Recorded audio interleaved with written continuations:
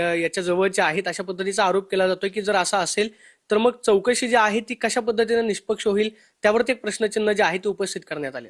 नाही, बरोबर आहे. आदरणीय जयंतरावजी आव्हाड साहेबांनी हा फोटो ट्विट केलाय का? मी त्यांचं ट्विट हाच फोटो आहे. तर ह्या फोटोमध्ये निकालाच्या दिवशी, ज्या दिवशी आता विधानसभेचा निकाल लागला त्या दिवशीचं हे चित्र आहे. आणि या चित्रात जो SIT मध्ये जो आता एक घेतलेला अधिकारी आहे तो ह्या आरोपी सोबत फोटो दिसतोय.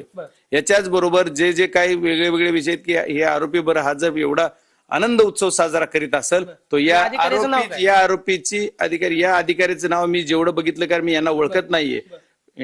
PSI SIT मधील अधिकारी महेश विघ्ने नावाचे हे जे दिसत आहेत तर हे जे आहे तर याच्यात तर जर असं जर असेल तर मग हा आरोपीचा मित्र असेल तर आरोपीची किती त्यांनी चांगल्या पद्धतीने चौकशी होईल बघा तुम्ही. संतोष अण्णा देशमुख यांच्या मारेकऱ्यांना फाशी होत नाही जोपर्यंत फाशीचा पूर्ण त्याचा फास आवाळा जाणार नाही तोपर्यंत आम्ही लढत राहणार आणि लढतच राहणार असा मी शब्द सर्वांना बोललो.